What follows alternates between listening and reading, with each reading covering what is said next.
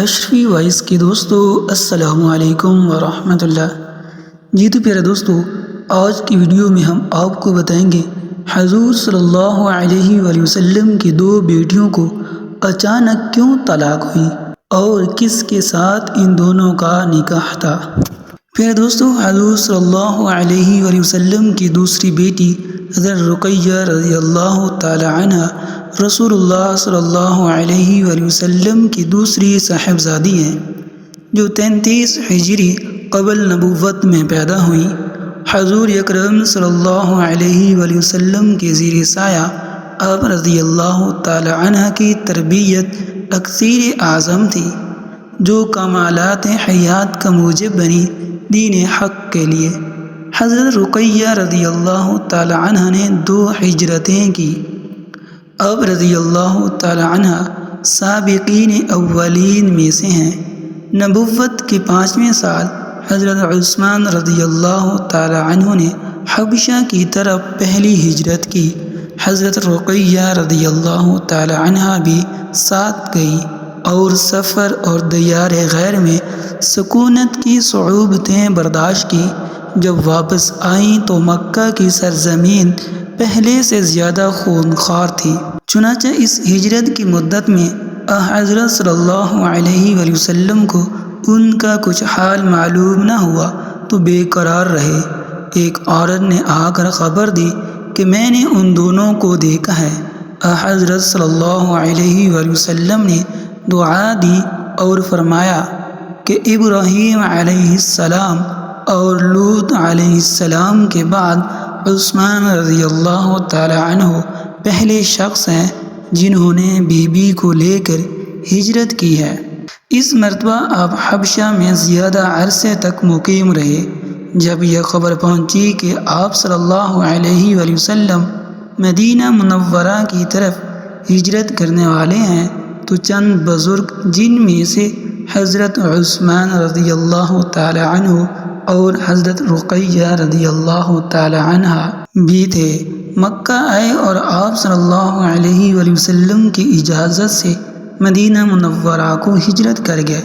ایک مرتبہ حضور صلی اللہ علیہ وآلہ وسلم اپنی بیٹی حضرت رقیہ رضی اللہ تعالی عنہ کے گھر ملاقات کے لیے تشریف لائے تو دیکھا کہ حضرت رقیہ رضی اللہ تعالی عنہ حضرت عثمان رضی اللہ تعالی عنہ کا سر دھو رہی تھی، تو آپ صلی اللہ علیہ وآلہ وسلم نے حسن معاشرت اور باہم خدمت کی تلقین کی اور فرمایا کہ اپنے خاوند ابو عبداللہ یعنی حضرت عثمان رضی اللہ تعالی عنہ کا خیال رکھنا۔ یہ اخلاق میں مجھ سے سب صحابہ سے زیادہ مشابہت رکھتے ہیں۔ 2 ہجری غزوہ بدر کا سال تھا۔ اس سال حضرت رقیہ رضی اللہ تعالی عنہ کو خسرہ کے دانے نکلے اور نہایت سخت تکلیف میں مبتلا ہوئی۔ حضرت صلی اللہ علیہ وآلہ وسلم بدر کی تیاریاں کر رہے تھے۔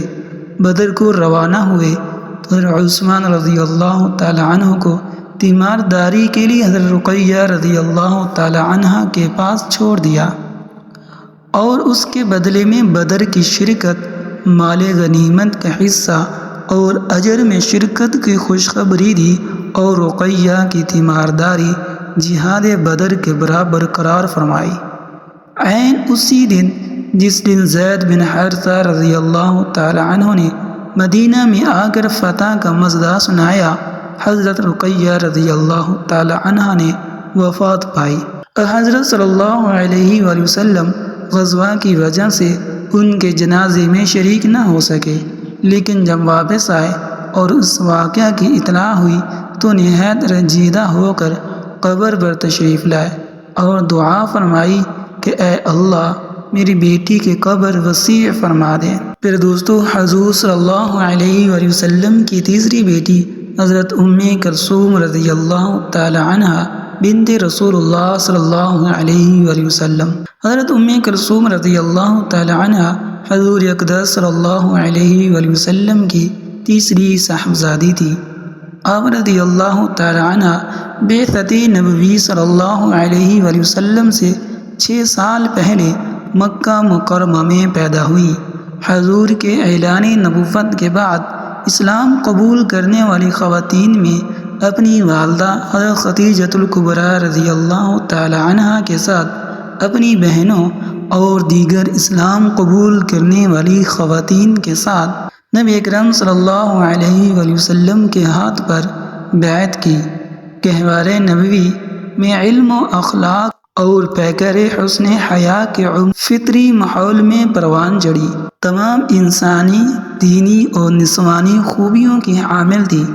مکی زندگی کی مشکلات میں دین حق اور اجتماعی تحریک میں صحابہ کرام رضوان اللہ علیہم اجمعین اور اہل بیت نبی کریم صلی اللہ علیہ وآلہ وسلم میں صبر و استقامت کے ساتھ احیاء دین اور غلبہ دین کی عظیم الشان جد و جہد میں اسوہ کامل کا معیار ٹھہری۔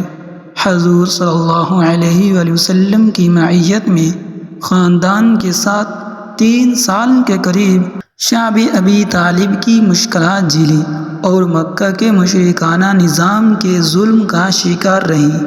حضرت ام کلثوم رضی اللہ تعالی عنہ اپنی ماں حضرت خدیجۃ الکبریٰ رضی اللہ تعالی عنہ کے ساتھ بہت مشابہت رکھتی تھی۔ ان کے دل کا سرور اور آپ صلی اللہ علیہ وآلہ وسلم کی آنکھوں کی ٹھنڈک تھی۔ اپنی دونوں بڑی بہنوں کی شادی کے بعد گھریلو سرگرمیوں میں ماں کا ہاتھ بٹاتی اور ابا جان کی آنکھوں میں مقام صدق و حیا کی تصویر تھی۔ مکی زندگی کے آخری سالوں میں ماں کی جدائی کا صدمہ برداشت کیا۔ آپ اپنی دینی اور علمی کاموں کے ساتھ ساتھ بیٹیوں کا خیال بھی رکھتے تھے۔ ایک طرف سیدہ ام کلثوم ہے، دوسری طرف جنت کی عورتوں کی سردار سیدہ فاطمہ رضی اللہ تعالی عنہا ہے۔ گھریلو امور میں نگرانی، مشاورت، حفاظت، رہنمائی کے حوالے سے آپ صلی اللہ علیہ وآلہ وسلم اپنی بیٹیوں کے دلوں کی آواز شدت سے محسوس فرماتے اور ان کو اپنی شفیع ضیاء فرماتے۔ ان کی وفات کے بعد ربیع الاول 3 ہجری میں آپ صلی اللہ علیہ وآلہ وسلم نے اللہ تعالیٰ کے حکم سے سابقہ مہر کی مقدار پر حضرت ام کلثوم رضی اللہ تعالی عنہ کا نکاح بھی حضرت عثمان رضی اللہ تعالی عنہ سے نکاح کر دیا۔ حضرت ام کلثوم کی کوئی اولاد نہ ہوئی۔ 6 سال تک حضرت عثمان رضی اللہ تعالی عنہ کے ساتھ خوشگوار گھریلو زندگی بسر کرنے کے بعد شعبان 9 ہجری میں حضرت ام کلثوم رضی اللہ تعالی عنہ کا انتقال ہو گیا۔